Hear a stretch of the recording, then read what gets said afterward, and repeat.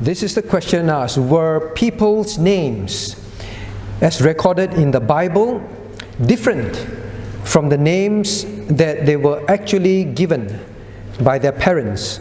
All right, so I guess the question is, you may read a name in the Bible, could they be different from what their parents actually gave to this person? Now, one thing is for sure, in the Bible, you will see people giving names, parents giving names to their children, right? So what this person asked is correct. Well, parents give names to their children. That's how they get their names. And other names that are in the Bible that you read at one place is different from another? Yes, as well. Are there reasons? Very often there are given, some not really. Now, but don't mistake that from spelling differences, all right? So sometimes the New Testament spelling of a Greek or a Hebrew name may be different, all right? The Greek spelling of the Hebrew name may be different, like Elijah is Isaiah and all that, Isaiah, but they are just spelling differences. They did not change the names. Now, but the thing is, are there people whose names given their parents and they get changed later on, and they are no longer called by what their parents called them? Yes, definitely there are. Right? So straight and short answer, yes. People's names in the Bible can be different from what their parents give to them. Now, one thing is definitely obvious that we know is they were changed by others, and then it's recorded. Someone changed it. And often it is also God changed the names. So this person can be born with this name, and then God changed the names. So yes, they are. Now, anyone can think of any? Enoch. Saul and Paul, right? Saul and Paul, for example. Now, so we will find that even the apostles initially called Saul Saul, right? Called Saul Saul. Now, Luke calls Saul by the name Saul, but along the way,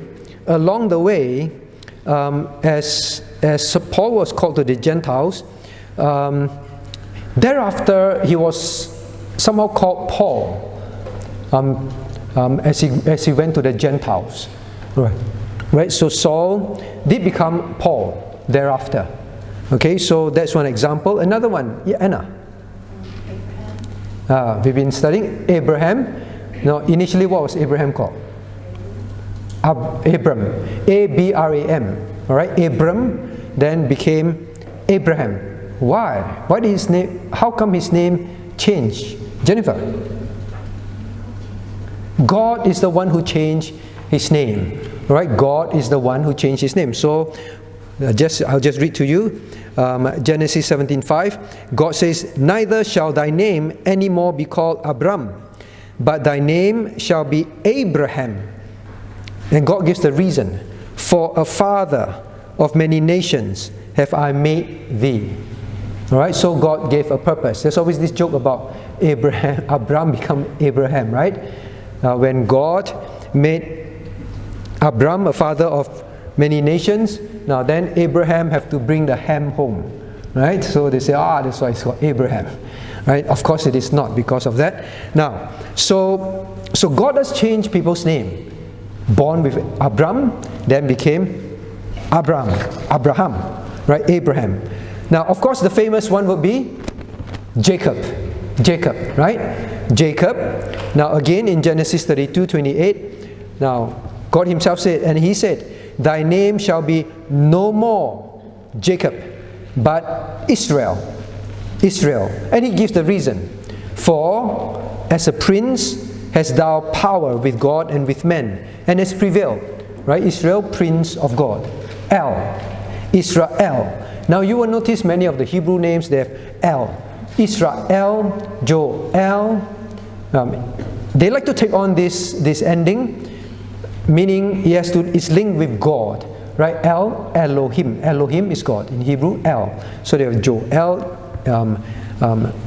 Israel, that kind of thing. Right? So yes, God definitely has changed them. And He, just remember, there was purpose in changing names. All right?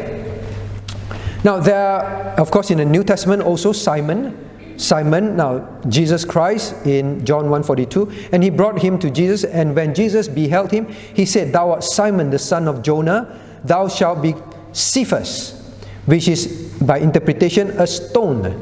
All right, a stone. And of course then it also means Peter, a stone. Peter, a stone. Now this is important. Peter means stone. Cephas, stone. The Roman Catholic, they kept saying, when Jesus said, "Upon this rock will I build the church," upon this rock will I build the church, is different names. Rock is a different word from stone. Jesus called Peter a stone, a pebble, a small one. When Christ said, "Upon you are Peter, you are a stone. Upon this rock will I build the church, and the gates of hell will not prevail against it."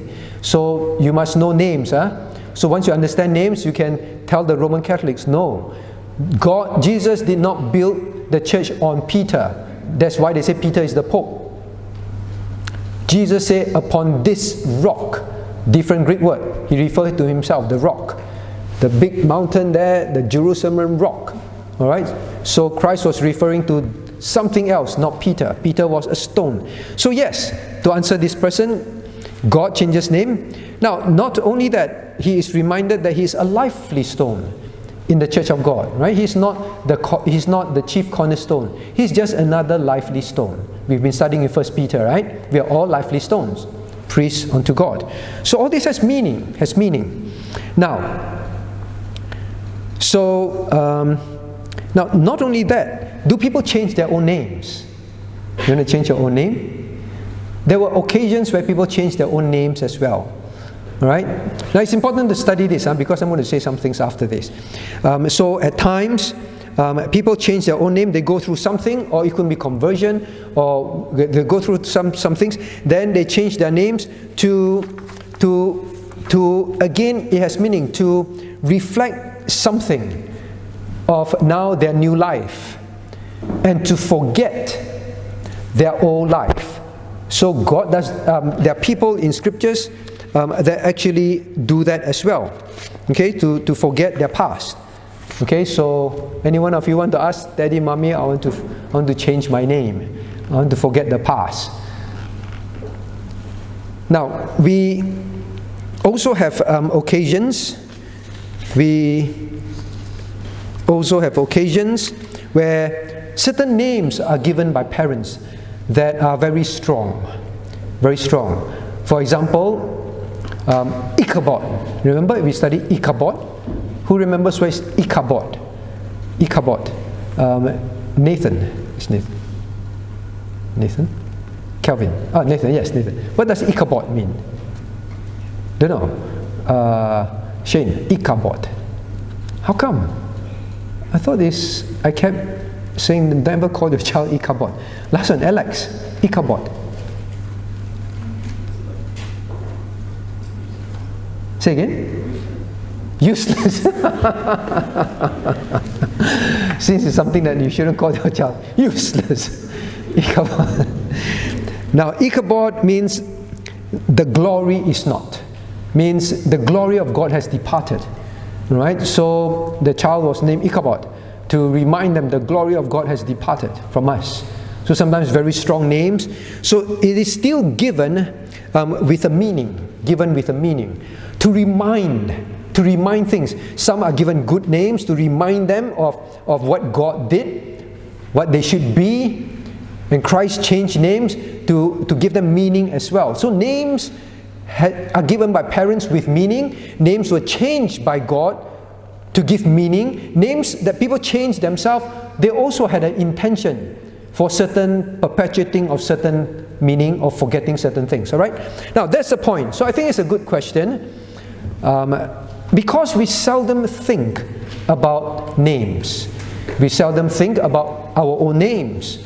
Well, the only time that we really think about names every time is people, "Pastor, what does this name mean? I'm going to name my child. Any other name start with A, start with J, kind of thing." So then they check in the Bibles, kind of thing. So pretty much sometimes that's the only time we think about names, and then we move on.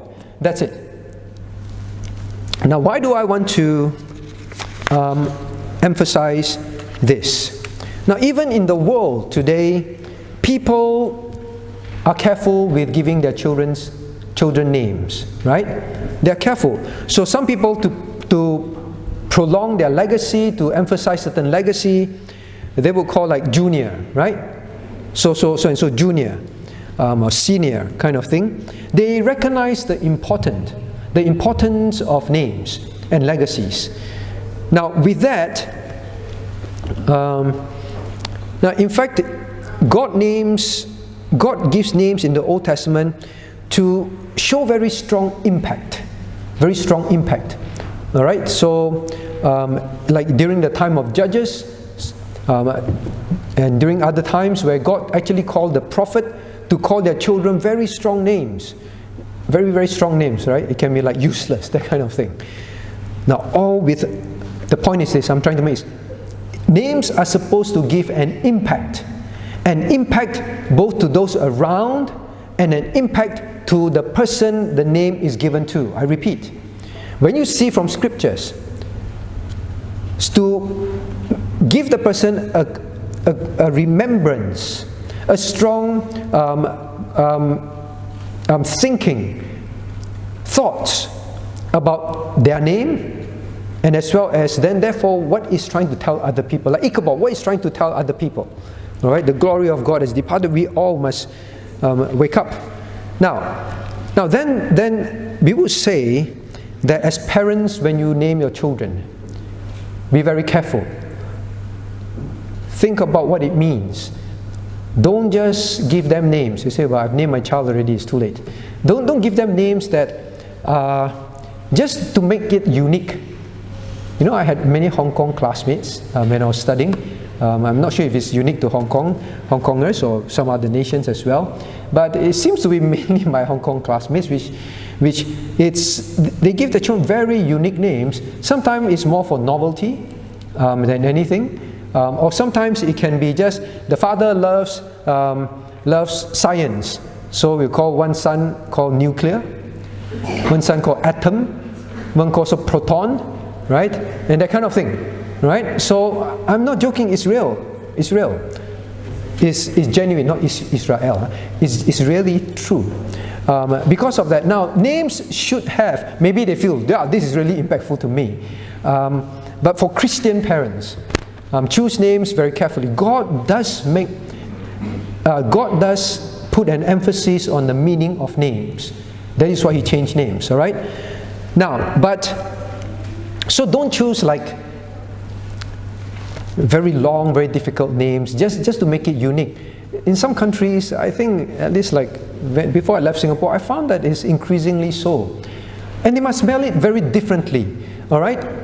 They must change the alphabet I, they must change to Y, that kind of thing, just to be unique. I don't want my child to be the same name as so many children, all right? So it becomes very unique, and I feel that the poor child when they grow up is quite difficult. Right? What's your name? I don't know. Can you think of any? That change the alphabet? Like whatever. Then they keep saying, no, it is this with an I, or this with a Y, because everybody spells it with an I and you spell it with a Y, then you have to keep correcting it, right? So don't use names just to make it unique, and then my child have a unique name. Don't give names that people can't even tell the gender, right? Don't come in there and tell the gender. Is this boy or girl? Maybe today, maybe people do that, all right? Would you call your child BPCWA? Or those from Melbourne, Bethel, right? It's okay to call a church Bethel, but it's a bit difficult, all right? Maybe it means a lot to you, but think still. What does it mean to those around them, right? Okay, so now, but there is something that I feel very strongly about, and I always try to counsel parents who just give birth to children. Now, you spend a lot of time choosing the name, correct? Choosing the name. Now think carefully, don't shorten the names. Don't shorten the names. If you choose to call your child a certain name, don't intend to use that name. Call it by the full name. Can you give any name? I don't want to be the one giving name, just in case it's random. All right, Phyllis is mine. Give me a name. All right, Caleb. All right, Caleb. Okay, Caleb. All right, then call Caleb. Caleb. No, call Lep. Right? Now, when they are young, it's very cute. It's very cute, right? When they're young, it's cute. Lep. Come, Lep. Right? Are you called Lep? No, right? Okay, I hope not. Now the problem, tell me what's the problem? Now when they're young, it's very cute, it's because they're children, right? Now what's the problem? Maybe I ask. Eugene, what's the problem? You take away the reason and meaning. You take away the reason and the meaning, right? The reason why you crack your brain to think what to call the child, then when most of the child life is called something else. And he's not reminded of his name. In fact, parents, please explain your child. As soon as your child understands, explain why you chose the name. Like Christ, when he changed the name, he wanted them to understand. Because. Explain to your child why you chose that name. Why? Because names are to impact the child's life. I must remember, my parents chose this name because they wanted me to learn these lessons. All right? So like Daniel, for example. Daniel, right? Daniel, courageous, loyal to the end, faithful, not fearful of men. That kind of thing. That explain, you know why Daddy and Mommy chose this name? Because we want you to grow up like that. That is why you choose it. Not because it's a popular, at one time, certain periods, Nicole will be very popular because the movie star Nicole is famous at the time. Every girl is called Nicole, right? Because of movie stars' names. That kind of thing. Explain to them. All right. So then he also, when you give nicknames or shorten the name. Now, by and large, now imagine if he came and introduced everyone Lep. No one will really know. Over time, maybe like those who came from Melbourne. Oh, he's called Lep. That's it. That's all he's known by. It's a problem. Your child will grow up in church. Your child will grow up just stuck with that nickname. Stuck with that nickname. Now, the worst is certain nicknames. Now, maybe the Australians don't know. Certain shortened form names are actually not very nice words in other languages. They're actually referring to body parts that are private. That kind of thing. You just call it because it's cute. But you chose the name, you want them to not call it by that name. Otherwise, you'll be stuck with that name. That's all it is. Because as Enoch played with Caleb, and he will keep calling Caleb Lep, and he will grow up forever calling Caleb Lep. That's it. Because they grew up together. And other parents will be the same. Now, worst of all is church worshippers. Please don't do that to other people's child. Sometimes we think, this is cute, let's call it this. All right? You give nicknames, shortened form names to other people's child, and then it's spread in church. Or sometimes, it's spread in church, then he's stuck with that. The parents took a lot of effort, they prayed, they searched, and they gave it a name, and then you change the name. You're not God. If you change the name to something more meaningful, maybe something else. But most of the time, it's just a cute name for children. We like to call children cute names. Not only shorten, give nickname, right? Give nicknames. Look like a little, so cute. Look like a little rabbit. Bunny, and forever called Bunny, right? Now, the next one is this. Parents have to be wise. Parents, be wise. If your friends, your relatives, your church members begin to change their names or call them nicknames, just tell them, I hope that you don't mind. I prefer that you call my child by their full name. Because we chose the name for the child, it has a specific meaning, and we want the child to remember that. Because it's not only the child. Remember, we say God chose the name to impact others as well. We want our child to be known as that to others, to impact their lives. All right, so now maybe your child has now become stuck with a nickname. Parents, I strongly urge you, advise you, go and explain the name. This is your full name. This is what it means. Sorry that we've been calling you some ridiculous name. We want you to respond to that from now onwards. Don't pretend, right? Yes, Caleb, I'm going to school, Caleb. Who's that? All right, so your child began to learn. All right, so I think it's something that always been in my heart, but so I think this question came up. It is timely. It is good as well.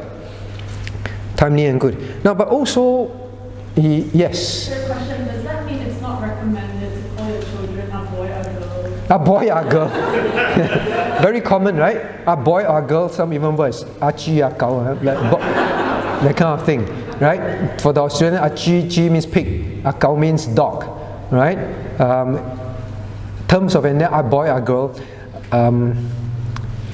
unless you want the child, I just want you to remember your boy, that's all. That's why you choose the name, right? So yes, people say, girl, come, girl, boy, come, that's it. I think in some terms of endearments at a certain point is fine, right? I'm not saying you call him boy, you've sinned and this terrible parent, I think you should be judged, right? Not that, right? So terms of endearments at a certain time, but by and large people, it's good for them to remember their names. For Christians, right? Especially for Christians. Yes? What about adult names? Like, my name is, they just call me Yong, but my full name is not Yong, and she's called Xuan, but the full name is Xuan, right? Right. And Benjamin, shall we call him Benjamin from now on? Right. Now, I think some more common ones. Now, Chinese is difficult, right? Chinese is difficult, right? I'm talking about changing, let me see, who else? Changing proper names to a very silly, like Caleb, kind of thing, right? But Chinese name is difficult, right? So that is why by and large you won't call me, you won't find me, because I respect your parents' choice of your name. I won't call Ray or Shen, that kind of thing. Maybe it's for your parents to call it. I should call Shen Ray, you know. I won't call you. Yeah. So yours is your surname. Yong is your surname, is it? Yong. All right. You're known as Yong, so we call you Yong, right? So if you think there's a meaning that you want people to know, fine. But I'm talking about not this kind of shortening, but the shortening to some just foolish, cute, but not very meaningful anymore. Yeah, but Chinese names, yes, it's difficult. Yeah, thanks for bringing that up.